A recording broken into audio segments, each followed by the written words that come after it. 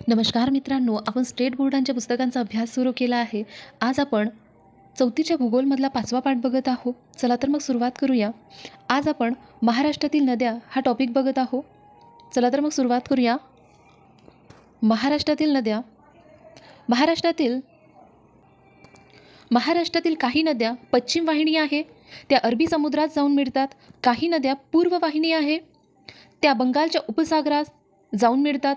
तसेच राज्याच्या अतिपूर्वेकडील नद्या दक्षिण वाहिनी आहे. पश्चिम वाहिनी नद्या बघूया. पश्चिम वाहिनी नद्या म्हणजे काय, तर ते पश्चिमेमध्ये जाऊन अस्त होते.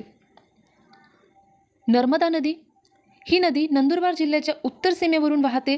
हे खूप महत्त्वाचं आहे, हे विचारलं गेलं आहे, लक्षात ठेवा. ती पुढे गुजरातमध्ये वाहत जाऊन अरबी समुद्रास मिळते. तापी नदी बघूया. हे महत्त्वाच्या नद्या आहे. तापी नदी, या नदीच्या खोऱ्याने उत्तर महाराष्ट्राचा बराचसा भाग व्यापला आहे. या नदीचा उगम मध्य प्रदेशात होतो. हे लक्षात ठेवा, मध्य प्रदेशात होतो. पूर्णा, गिरणा, पांझरा या तिच्या महाराष्ट्रातील प्रमुख उपनद्या आहे, हे विचारले जाते, म्हणून नोट डाऊन करून ठेवा. ती पुढे गुजरातमधून वाहत जाऊन अरबी समुद्रास मिळते. आपण कोकणातील नद्या बघूया. कोकणातील प्रमुख नद्या पश्चिम वाहिनी आहे. वैतरणा, उल्हास, सावित्री, वासिष्ठी, शास्त्री व तेरेखोल या प्रमुख नद्या आहे. ह्या नद्यांचं नाव नोट डाऊन करून ठेवा. ह्या पश्चिम वाहिनी आहे की पूर्व वाहिनी आहे, असा एखादी प्रश्न आयोग देऊ शकतो आणि असा दिलेला आहे, म्हणून लक्षात घ्या. या नद्या सह्याद्री पर्वताच्या पश्चिम उतारावर उगम पावतात व अरबी समुद्रास मिळतात. त्यांचा हा प्रवास पठारावरील नद्यांच्या तुलनेत फारच कमी अंतराचा आहे. हे खूप महत्त्वाचं, लक्षात घ्या. त्यांचा हा प्रवास पठारावरील नद्यांच्या तुलनेने फारच कमी अंतराचा आहे. हे आकृतीत बघितल्यानंतर आपल्याला समजेल.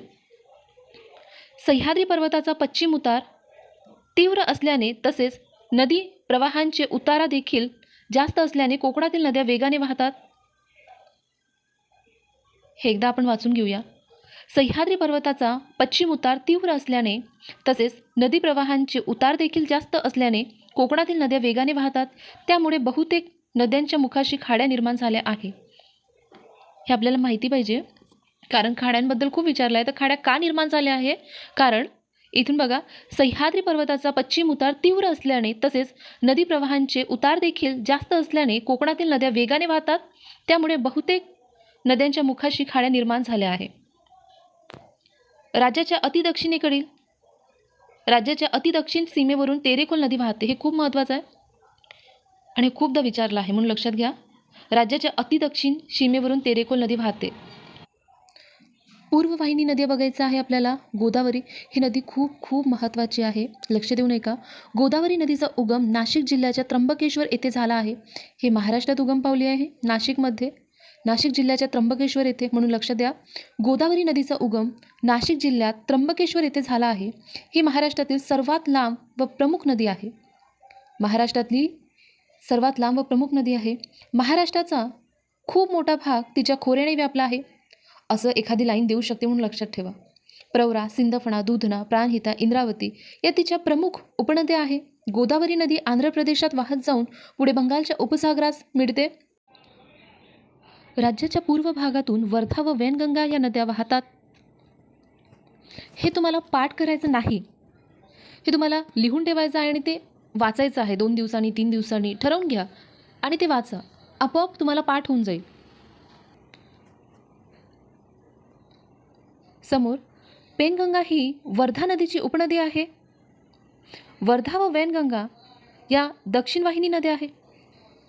हे महत्त्वाचं आहे. या दोन्ही नद्यांच्या एकत्र प्रवाहाला प्राणहिता म्हणतात. हे लक्षात घ्या. प्राणहिता नदी कोणाला म्हणतात? वर्धा प्लस वैनगंगा ह्या दोन्ही नद्यांच्या संगमाला प्राणहिता म्हणतात. ते विचारल्या जातात, म्हणून लक्षात ठेवा. प्राणहिता ही नदी पुढे गोदावरी नदीला मिळते. राज्याच्या अतिपूर्वेकडील सीमेवरून इंद्रावती नदी वाहते. हे खूप महत्त्वाचं आहे, विचारलं आहे. राज्याच्या अतिपूर्वेकडील सीमेवरून इंद्रावती नदी वाहते. ही नदी पुढे गोदावरी नदीस मिळते. भीमा नदी बघूया. या नदीचा उगम पुणे जिल्ह्यात भीमाशंकर येथे झाला. हे उगम महत्त्वाचं आहे. जोड्या लावामध्ये वगैरे विचारते. खोड, नीरा, सीना, मान, मुडामुठा या तिच्या प्रमुख उपनद्या आहे. भीमा नदी पुढे कर्नाटक राज्यात कृष्णा नदीस मिळते, हे विचारले जाऊ शकते. कृष्णा नदी या नदीचा उगम सातारा जिल्ह्यात महाबळेश्वर येथे झाला आहे. सातारा म्हणजे महाराष्ट्रातला आहे उगम. कोयना, येरणा, वारणा, पंचगंगा या तिच्या प्रमुख उपनद्या आहे. कृष्णा नदी पुढे कर्नाटक, आंध्र प्रदेश या राज्यातून वाहत जाऊन बंगालच्या उपसागराला मिळते. हा पाठ इथेच संपतो. आपण यावरचे प्रश्न बघू. आपल्याला काही रिकामी जागा ते विचारले आहे. रिकामी जागा हे महाराष्ट्रातील सर्वात उंच शिखर आहे. आपल्याला विचारत आहे महाराष्ट्रातील सर्वात उंच शिखर कोणतं, तर सांगा कोणतं आहे. कळसुबाई. अस्तंबा हे कोणत्या पर्वतातील आहे. सातपुडा पर्वतातील आहे. समोर बघूया. ही महाराष्ट्रातील सर्वात लांब व प्रमुख नदी आहे. सांगा मग कोणती प्रमुख नदी आहे. गोदावरी. गोदावरी ही महाराष्ट्रातील सर्वात लांब व प्रमुख नदी आहे.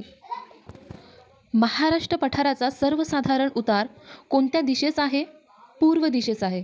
महाराष्ट्र पठाराचा सर्वसाधारण उतार पूर्व दिशेस आहे. पुढे बघूया.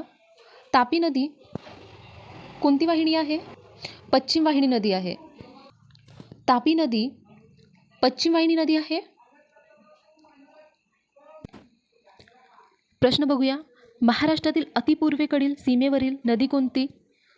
पूर्व महाराष्ट्रातील दक्षिण वाहिनी नद्या कोणत्या. सातपुडा पर्वतातील सर्वात उंच ठिकाण कोणते. सह्याद्री पर्वतापासून निघालेल्या पठारावरील डोंगररांगा कोणत्या.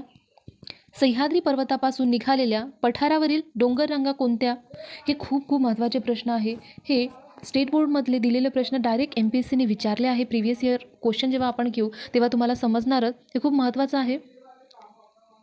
आपण जोड्या लावा बघू. अशा जोड्या लावा MPSCने खूपदा विचारल्या आणि खूप महत्त्वाचं आहे, म्हणून इथेच लक्ष देऊन आपण बघूया. तापी, गोदावरी, भीमा, कृष्णा. इथे आपल्याला एक लक्षात राहते, भीमाची उपनदी आहे सीना.